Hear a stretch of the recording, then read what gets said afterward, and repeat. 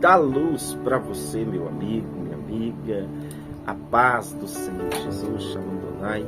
Se tu uma grande bênção, que as bênçãos do Senhor te acompanhem aonde quer que você esteja, aonde quer que você for, que Deus possa lhe abençoar grandemente, verdadeiramente. Chegamos aqui ao 7º dia da oração para a honra e glória do Senhor Jesus. 7º dia da oração da Bíblia. Nós estamos lendo a Bíblia no ano 365 dias.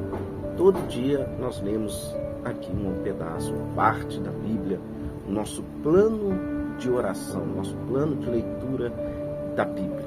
Que o Espírito Santo possa te capacitar, possa te transformar de maneira grandiosa através da palavra.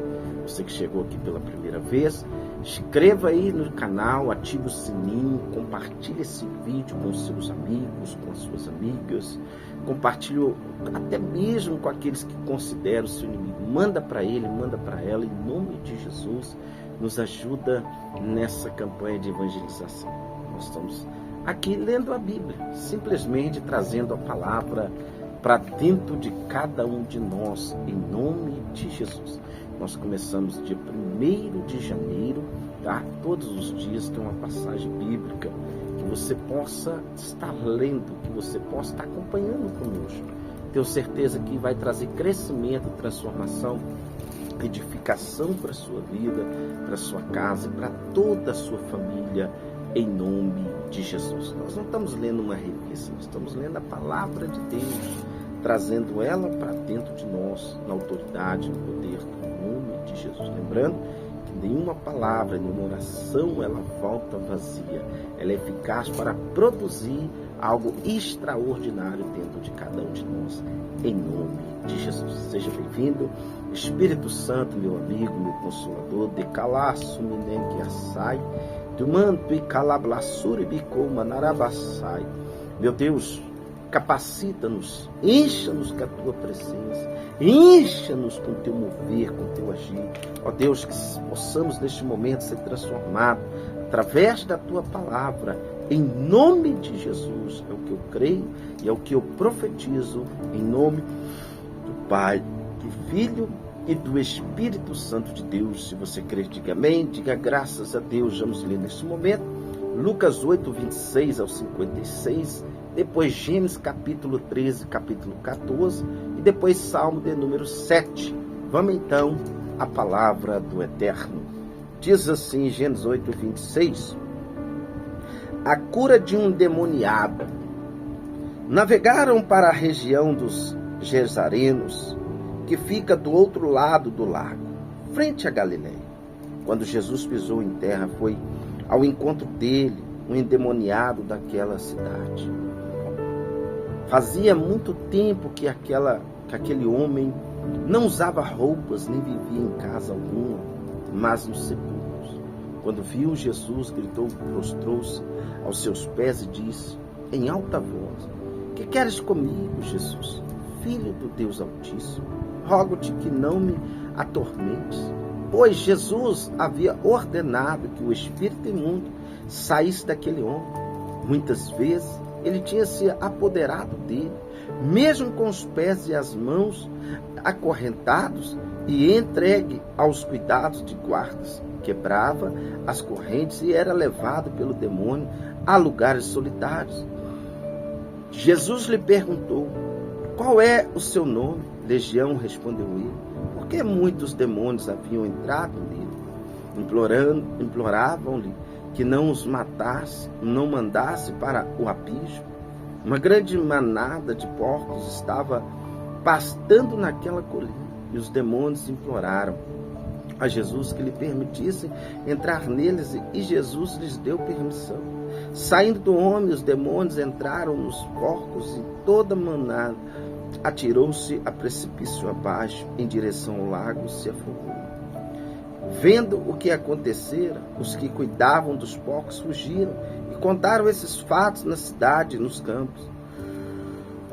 E o povo foi ver o que havia acontecido. Quando se aproximaram de Jesus, viram que o homem de quem haviam sido saídos os demônios estava assentado aos pés de Jesus, vestido em perfeito juízo, e ficaram com medo. Os que tinham visto contaram ao povo como endemoniados foram curados. Então todo o povo da região dos Gerazenos suplicou a Jesus que retirasse, porque estavam dominados pelo medo. Ele entrou no barco e regressou. O homem de quem haviam saído os demônios suplicava que deixasse ir com ele, mas Jesus o mandou embora, dizendo: volte para casa e conte quanto Deus lhe fez. Assim o homem se foi, anunciou a cidade inteira e quanto Jesus tinha feito por ele. O poder de Jesus sobre as doenças e a morte. Quando Jesus voltou, uma multidão o recebeu com alegria, pois todos esperavam. Então um homem chamado Jairo, dirigente da sinagoga, veio e prostrou-se aos pés de Jesus, implorando-lhes que fosse à sua casa,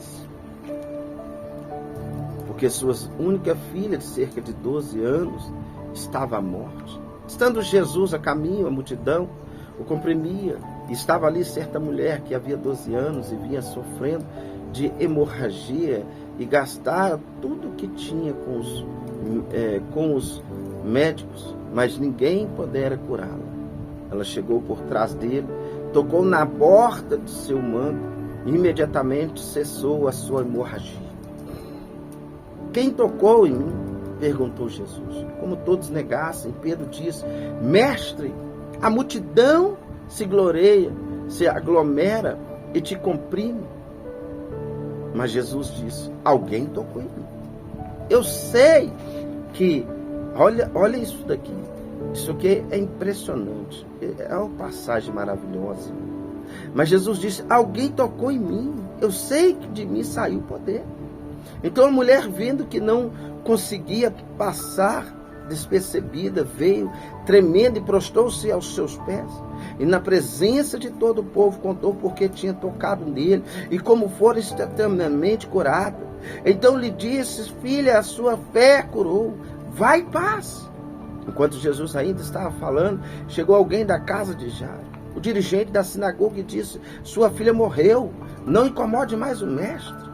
Ouvindo isso, Jesus disse a Jairo: não tenha medo, não somente creia, ela será curada.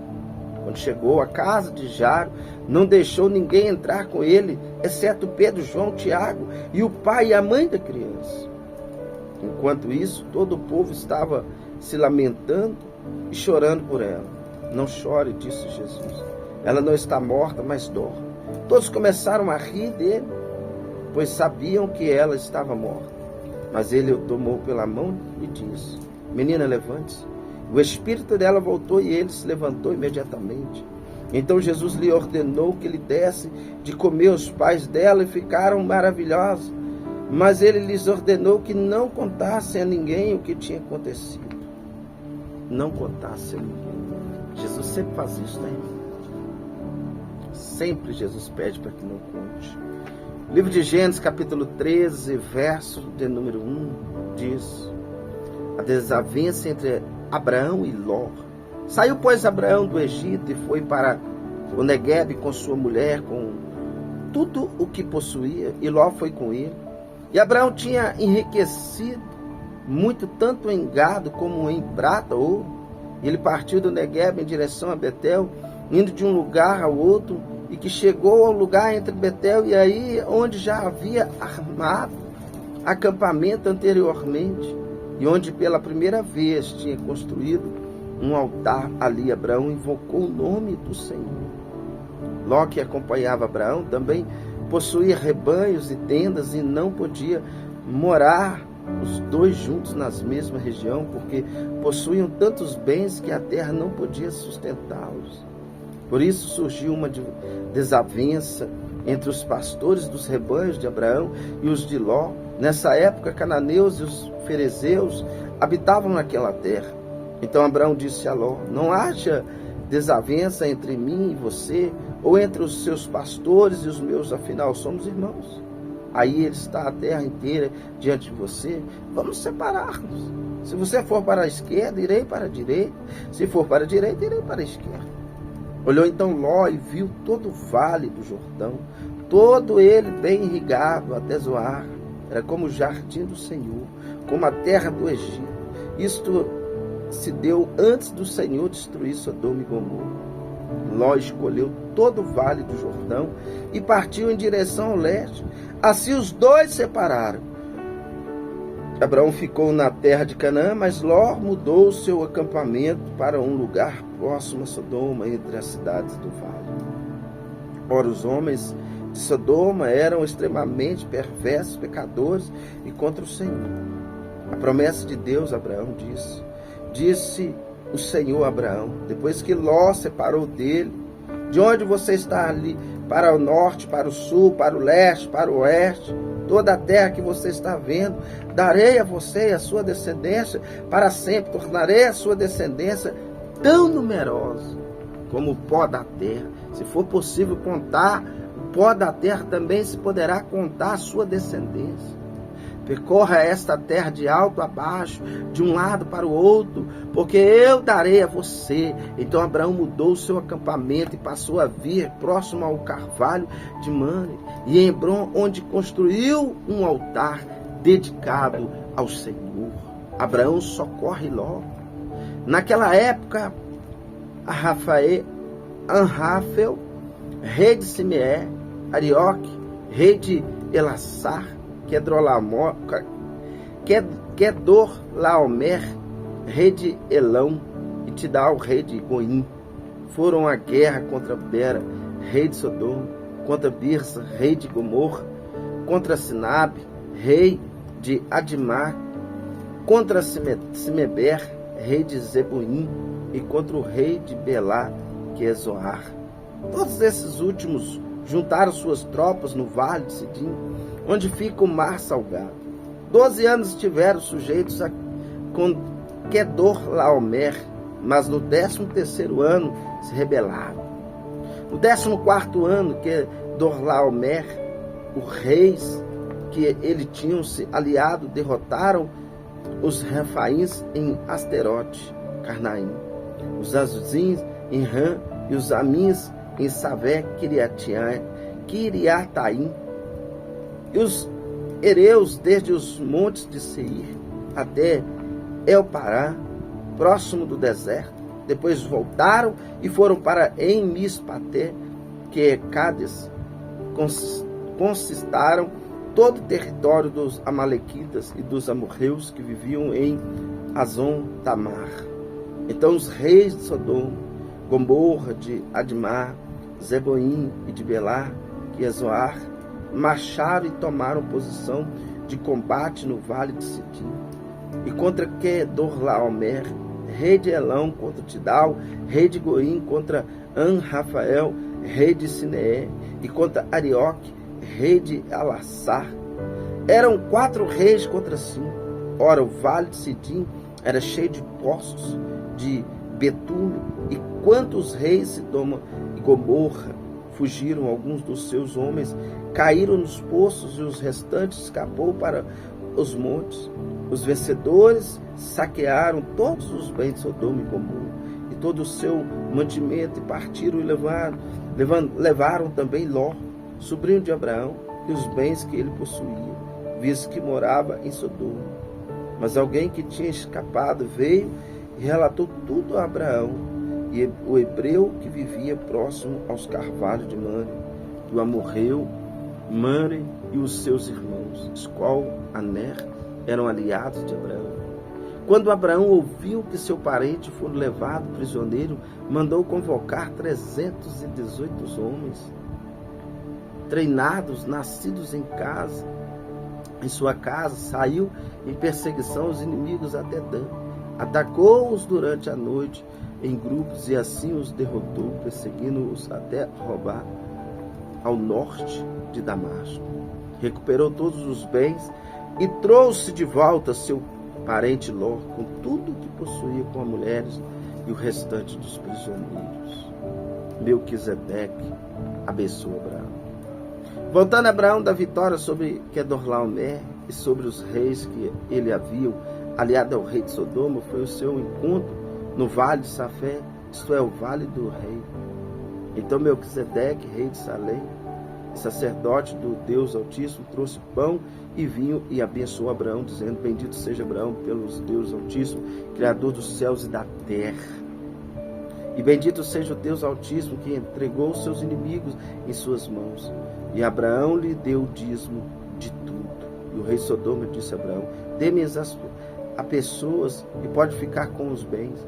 Mas Abraão respondeu ao rei de Sodoma: de mãos levantadas ao Senhor Deus Altíssimo, Criador dos céus e da terra, juro que não aceitarei nada do que lhe pertence, nem mesmo um cordão ou uma correia de sandália, para que você jamais venha dizer: eu enriqueci Abraão. Nada aceitarei a não ser o que os meus servos comeram, e a porção pertence a Anés, quais me acompanham, que eles recebam a sua porção. Que essa porção esteja sobre você, sobre a sua casa, sobre a sua família. Salmo de número 7, verso 1 diz: Senhor meu Deus, em ti me refugio, salva-me, livra-me de todos os que me perseguem, para que como leões não me dilacerem nem me despedacem. Sei que ninguém me livre, Senhor meu Deus, assim procede as minhas mãos injustas, se fiz algum mal a um amigo, ou se poupei sem motivo o meu adversário. Persiga-me o meu inimigo até me alcançar. No chão me pisoteias, aniquile a minha vida, lançando a minha honra no pó.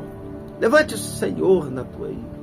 Ergue-te contra o furor dos meus adversários. Desperta, meu Deus, ordena a justiça. Reúnam-se os povos do teu redor, das alturas reina sobre eles. Senhor, quem julga os povos, julga-me, Senhor, conforme a minha justiça, conforme a minha integridade.